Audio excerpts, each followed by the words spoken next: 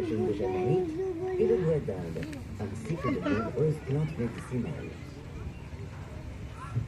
J'espère oui qu'on va pas s'envoler. Hein.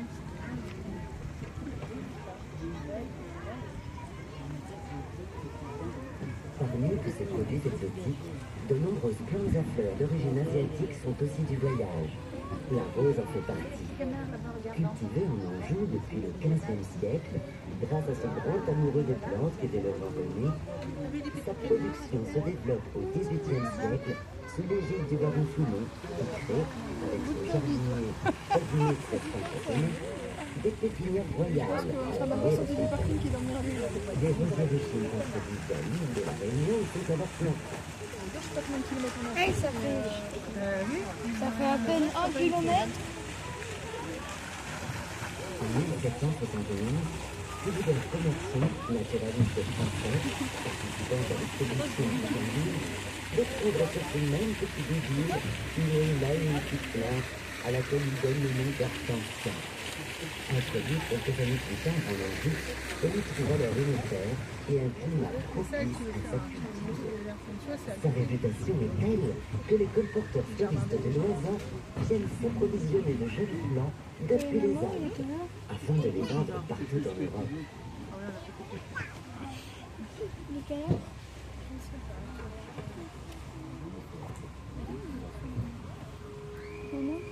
Toutes sortes de végétaux sont ainsi acheminés par la Loire jusque dans nos villes. Les noix de coco, par exemple, vont alimenter les importantes fabriques de chapelets saumuroises qui utilisent la partie ligneuse de la noix pour entailler les grains. L'Anjou, à cette époque, produit la presque totalité des chapelets qui se vendent en France et à l'étranger.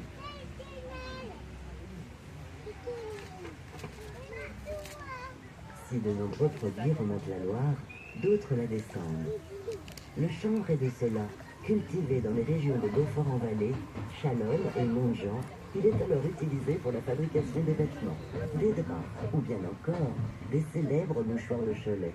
Il sert aussi à la confection des cordages et des voiles. 2 grandes manufactures de toiles à voiles sont ainsi créées à Beaufort et à Angers. Elles fournissent, via le fleuve, les arsenaux militaires de Rochefort et de Brest. Parmi les végétaux les plus cultivés en Anjou, n'oublions pas les céréales, et plus particulièrement le blé. Alors très convoité, il est souvent exporté clandestinement. On raconte qu'au XVIIe siècle, les commerçants flamands, apportant du lin à Nantes, avaient acheté pas moins de 4000 tonnes de vin d'Anjou. Mais ils avaient aussi acheté secrètement du blé qu'ils cachèrent dans ce tonneau. Malheureusement pour eux, ils furent découverts et durent abandonner cette riche cargaison. La terre d'Anjou est une terre d'exception, et tout ce qui y pousse est sujet à l'exportation. Les fèves, les pois et les lentilles sont chargés sur des bateaux de mer. Ils servent à la consommation sur la terre ou pour l'Amérique et l'étranger. Le millet, le maïs, l'orge et le lin sont eux chargés sur les bateaux de Loire pour être transportés vers le bassin parisien. Les céréales ne sont pas les seuls aliments que transportent les gabarres. On y trouve aussi des fruits. Parmi eux, les pommes, et plus particulièrement les pommes tapées.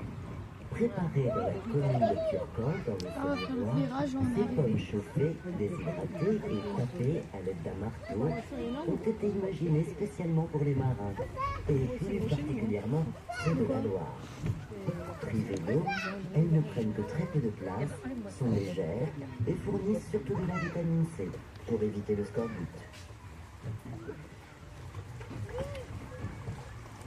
Durant 2 siècles, les mariniers de Loire vont ainsi prospérer.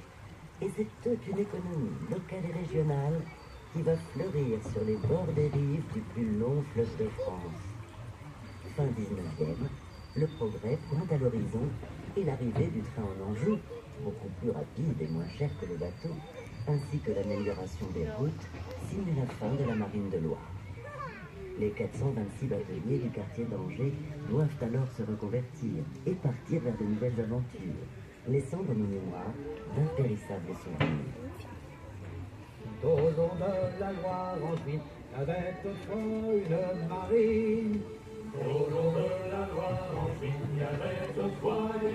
marine, qu'avec bonne allure et bonne mine dans ta billard. Chantons la loi des mariniers et des gabarres.